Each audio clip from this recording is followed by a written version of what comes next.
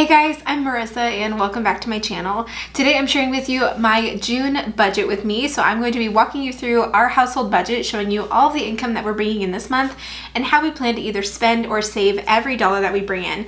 But before we get into it, I want to let you know the budget template that I am using today is actually one that you can get yourself from my shop. So I will have a link to that in the description box down below so you can check it out and purchase the template if you're at all interested.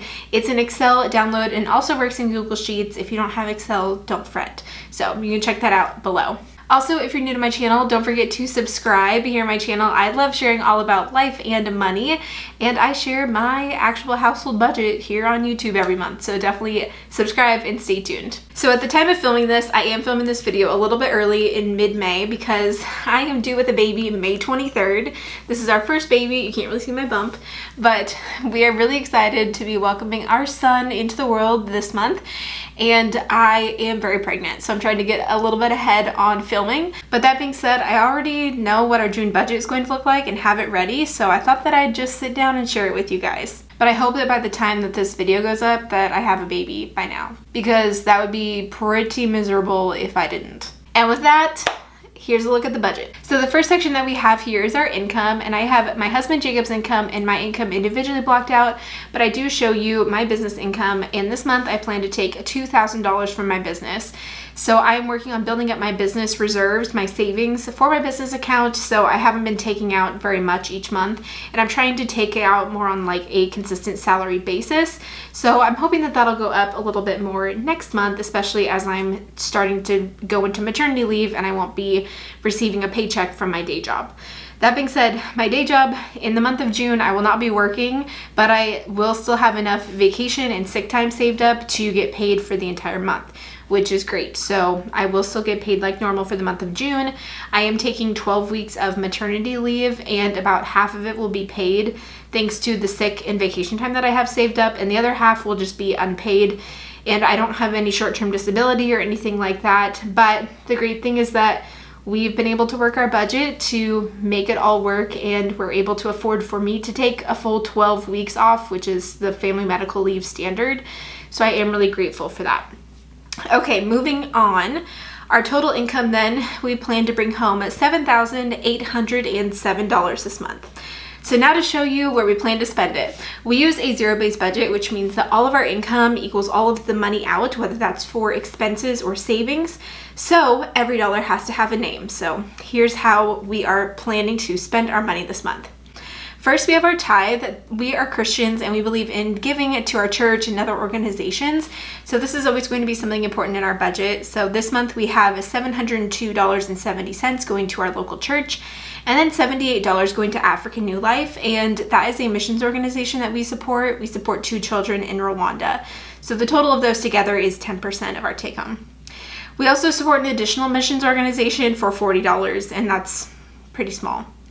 The next thing that we have is our mortgage, and this is just the standard for our house. We live in a 4-bedroom, 3-bath house in Portland, Oregon, and we are recent first-time homebuyers. We bought this house in September, and our mortgage is a steady $2,398.60, and that includes our principal and interest, as well as PMI because we didn't put 20% down, as well as insurance and taxes. So everything's lumped into one payment.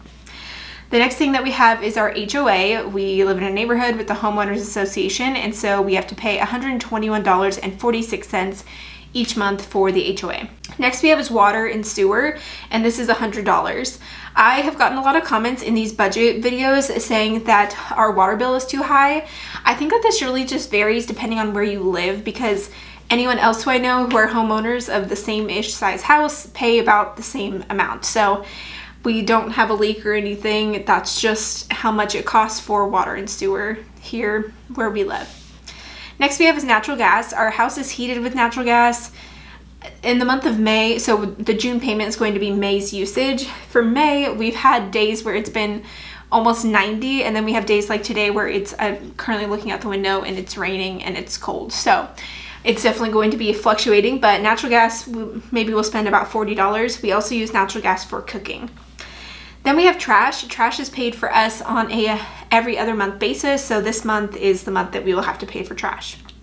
Next we have is electric, and that should be maybe like $40. So since we use natural gas for heating, electric though will be used for air conditioning. We have central air, and we did have to turn that on last weekend because we had 2 days that it was like 90 degrees. And then any other lights that we have on in the house. So that could be around $40-ish. The next line item that I have is internet, and our internet is a consistent $49.95. Then we have our phones. This is for my cell phone and Jacob's cell phone. We are both still individually on our family's plans. We're on our own family's plans because it's cheaper for us to pay our line on the family plan than to get our own plan together. So that's just what we do. And so our two phones together is $117.33. We do not have unlimited data, so that is also a factor. I know a lot of people have said that our phone bill seems a little bit low, and maybe it's just that. Next that we have is insurance. This is car insurance for $128.58. And then we have life insurance for $52.89. We have life insurance on both myself and my husband Jacob, and we each have a $500,000 policy for 25 years, like a term life insurance policy. The next line that I have here is something that we don't often have in our budget, and that is an Alaska Airlines fee. So we have a credit card with Alaska Airlines where we earn miles and rewards for using their credit card, and it does have an annual fee of $75, so that is going to be due in the month of June. So I just want to have that planned for in our budget. The thing that I love about the Alaska Airlines credit card is that you get a companion fare every year that is only a $100 companion fare with any other full price ticket. So we like to go to Hawaii every year, and that's kind of a more expensive flight, so being able to pay for just one ticket and then the other one is $100, we also then have to pay this annual fee of $75. So basically it's like the other ticket is $175 while the other one's larger. So that is why we still enjoy this credit card, and it still becomes a benefit for us, and we pay it off in full every month. We're responsible credit card users. The next line item that I have is groceries, and we're putting this at $150 this month. We normally spend like $300 a month on groceries, but since we plan to have a newborn during the month of June, I have actually packed a ton of freezer meals in the month of May, and I have them all loaded up in the freezer ready to go, and that's what we plan to really eat for the month of June and probably into July. I also think that we'll probably have some people to bring us a couple meals or something like that, so I think the groceries for the month will be pretty low. And there's a spider on the ceiling. I need Jacob to come get it. There's a spider on the ceiling in my office. Can you come kill it? No, I'm not the one to kill the spiders. You are. Where is it? Right in the middle? It's right there. The little guy? Yeah. Oh, good. Thank you. Got him. Killed him. Okay, we're good now. No more spiders. All right, the next line item that we have is eating out. Well, our state is still under a stay-at-home order, and there's no end in sight for it right now. I know there are local restaurants who are opening up for takeout, which is the only thing that we do anyway with having a newborn, so I'm putting $100 aside for any sort of other takeout food that we may get. The next line item that I have is gas. I'm putting that at 100. Honestly, that's too much. Let's put it down to 75. That would be one fill up for each of our cars. We're not really going anywhere in the month of June either. My husband Jacob has been working from home since mid-March, and I've been working from home as well. We've barely spent anything on gas thus far, and especially now that we have a newborn too, we also won't be going anywhere. So we used to spend like $150 a month on gas, so I think that 75 is more realistic. The next line item that we have here is our Roth IRA, and actually we have now maxed out our Roth IRA for 2020. I have a Roth IRA for myself and then one for Jacob, and that's now completed, which is really encouraging. So now we can start working on some other goals. There were some additional circumstances that I don't really feel comfortable sharing here on YouTube, but I would have done just a dollar cost averaging, just like putting in the same amount every month, but we had some circumstances where we got to put in more at a certain time. So our Roth IRAs are complete for 2020, and now we can start looking at some other things, which is really encouraging. The next line item that we have is college. So we plan to open up a $529 college savings plan for our son, and we plan to put like $200 a month into the $529. We have to wait until we have a social security number for him, so I'm not sure if that will be in the month of June or July, but I'm going to put it in the budget now, and then if that doesn't happen in June, then I can put more to it in July. The next line item that we have is Father's Day. So Father's Day is this month of June. We plan to spend maybe $100 for our dads. I have a dad and a stepdad, and Jacob also has a dad. And then obviously this is going to be Jacob's first Father's Day too, which is exciting. He already got his gift though. He wanted one of those like tactical baby gear carriers. And so I said, okay, that's going to be your Father's Day gift. So we got that for him already. And then we have $100 set aside for miscellaneous. You always need a miscellaneous category in your budget because there's always something else that comes up that you weren't expecting. So we'll put $100 there. So that totals to $4,728.23. Next, we have all of our savings line items. These are all of the things that we're working on saving for. The first that we have is our emergency fund, and that is actually fully funded at $25,000. And it's a little funky because we've also had additional interest from that. We use Ally Bank, and it's a high yield savings account. I know that the interest rate did just go down again because the feds keep lowering the rates. So the interest rate is pretty low on it, but I mean, it gets something while our money sits there and is just sitting there aside if we need it for an emergency. I also want to note this is all blacked out because I haven't showed you our May budget report video, so definitely stay tuned for that so you can see how much is in each fund. Also, I wanted to mention, this is the question that I get like most often on my videos. So I feel like I mention it half the time and then I don't the other half. So these are all of our sinking funds, all these things that we're individually saving for, and people always ask me, do I have a separate bank account for each of these savings goals? And I do not. The way that I work this in my budget is we have one bank account that has our emergency fund in it, and that is with Ally Bank. Actually, I keep the majority of it with Ally Bank, and then I keep like a little bit of the emergency fund in our regular savings account with our like regular bank, so that I can just have like a little bit of money if I needed to draw on it, because there is like a couple day lagged transfer between Ally Bank and our regular bank. That's where I keep our emergency fund.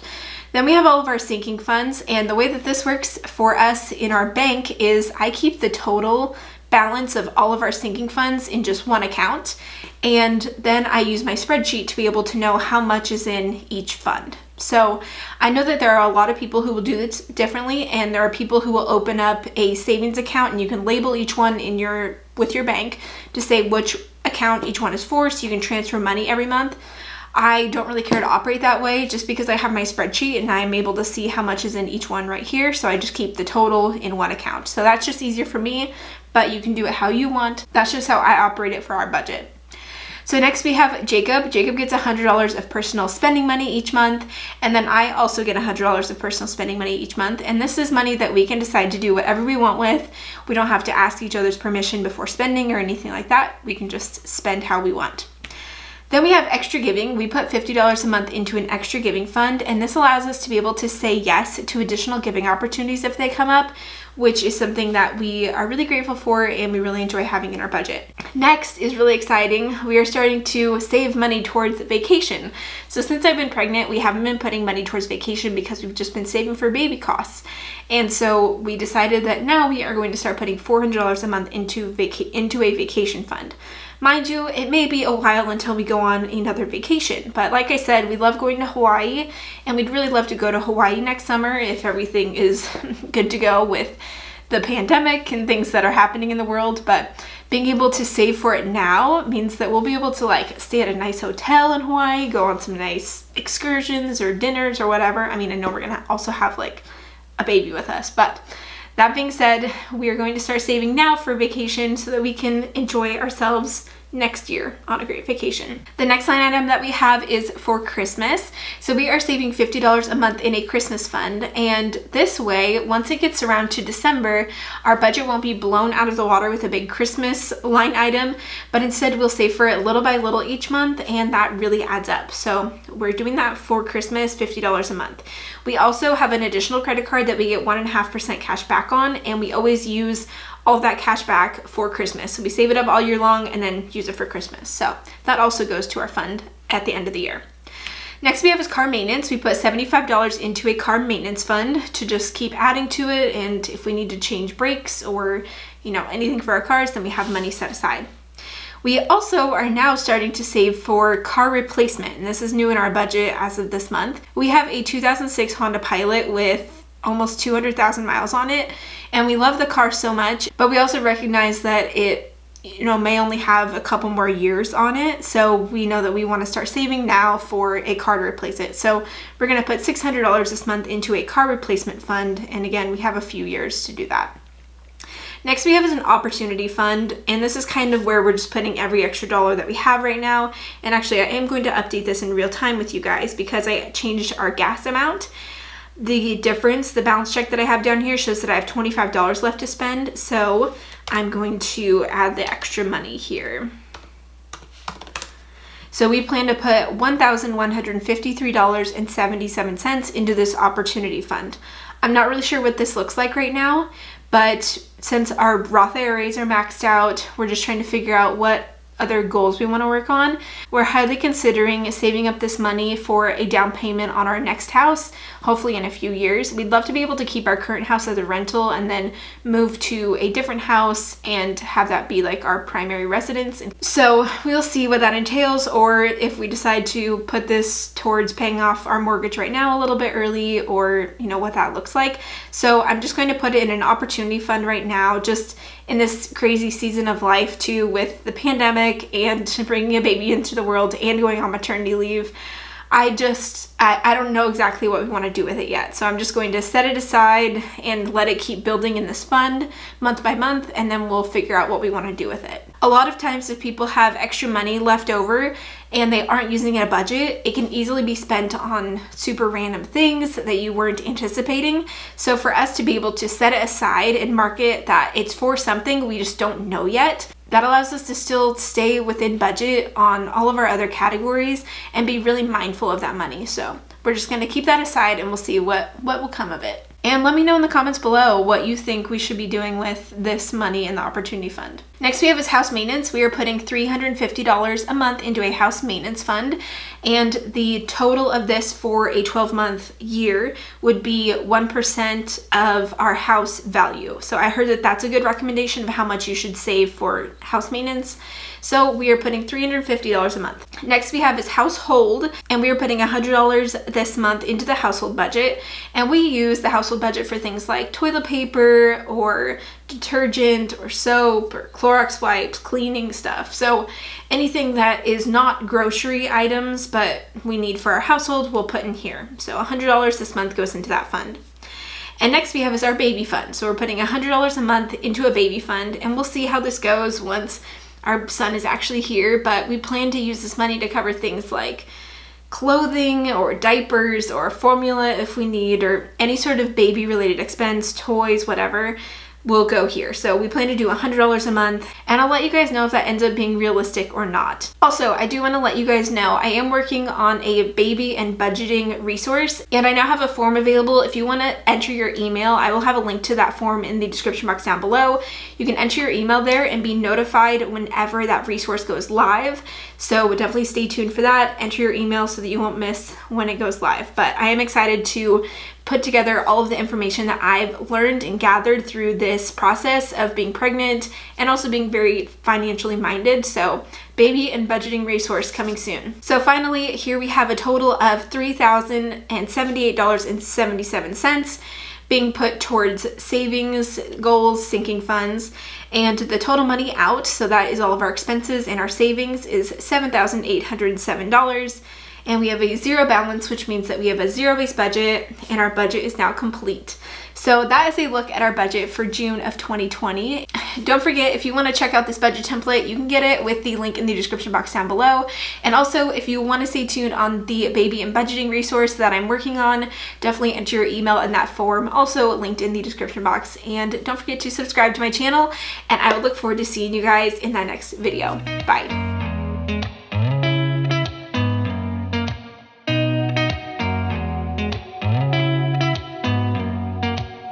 Did you ever stop?